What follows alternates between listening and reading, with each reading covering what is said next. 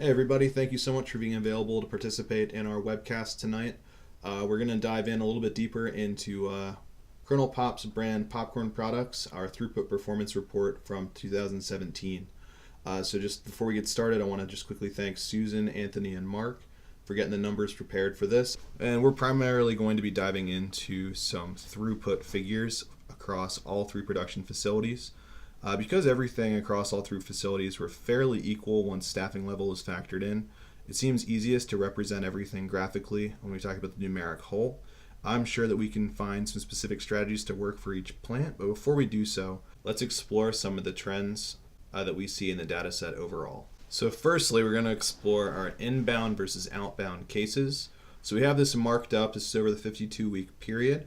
You'll notice the y-axis, that's going to be represented in hundreds of cases. And what we're checking out here is primarily the relationship between inbound and outbound cases. So the first thing that jumps out at me as we try to make these measurements is that in week 33 we see cases received at its lowest. We later then see this mirrored in cases shipped on week 38. This can tell us a lot about the turnaround time of our finishing process for our popcorn. So some of the natural follow-ups I had taking a look at that for my team was what particular factors contribute to that 5-week turnaround time. I want to know, are we sharing equipment? Is it the layout? Is there something we can do to try to improve the efficiency of our turnaround process? I think 5 weeks is a long time to have these cases go from being received to shipped. I think we can do a lot in that capacity, but I'd like to investigate why. And moving forward, as we start to dive into our labor patterns, I think that has something to do with it. I also do know around the same period we start to see a lot of variable activity when it comes to damages. So this is an interesting time to explore. So moving forward, though, I want to explore the entire year as a whole. Weeks 33 through 38 are of particular interest based on the effects on throughput from the inbound and outbound cases. So moving forward, let's move on to our next. So now that we've measured inbound and outbound, the next I'd like to explore is throughput versus damages.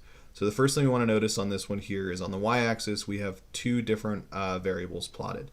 We have cases in hundreds on the left, and that's going to be our overall throughput. So that's going to be input, our inbound and outbound. We're also going to see, however, cases damaged. It's important to note here, this is from a scale of 0 to 300.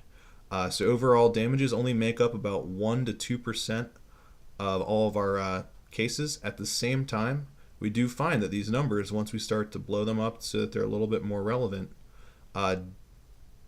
do correlate fairly directly with overall throughput. It appears that as throughput goes up, we do encounter higher rates of damage, and as throughput decreases, we do see a reduction in damages, and this is to be expected. At the same time, we do see that things spike right after major points of change in activity. We can see this once again in 33 to 34. We can start to see that in particular as we go into week 40 through 52, that as we start to change production levels, we do see lots of increase in damage. Notably, the dip in damages corresponding to the dip in throughput in week 33, which we know from our prior chart, really starts to indicate a reduction in cases received before it really has any effect on outgoing cases.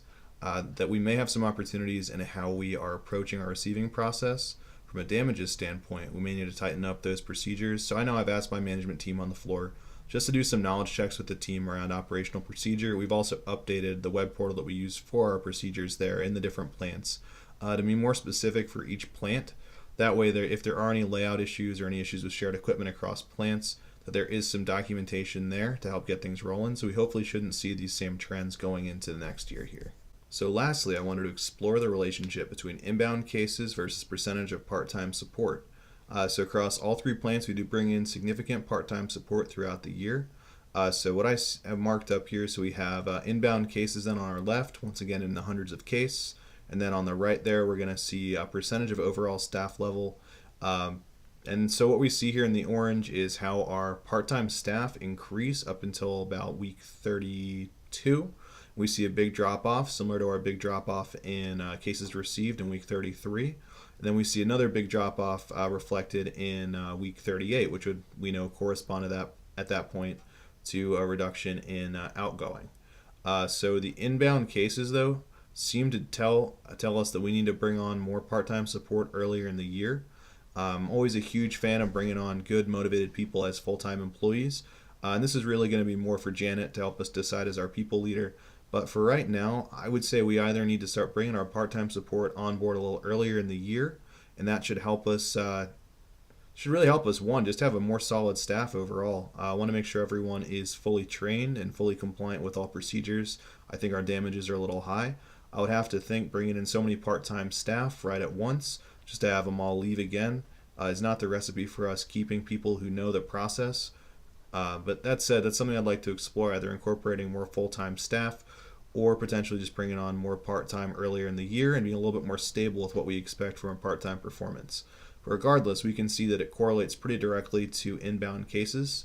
Okay, so to recap, at this point we've explored inbound versus outbound cases. We've also then taken a look at the relationship between throughput and damages, and we've seen how that ties into our part-time staffing levels in relationship to inbound cases. So moving forward, I have tasked my leaders on the floor directly in the plants to take a look at ways we can improve the process for especially inbound shipments.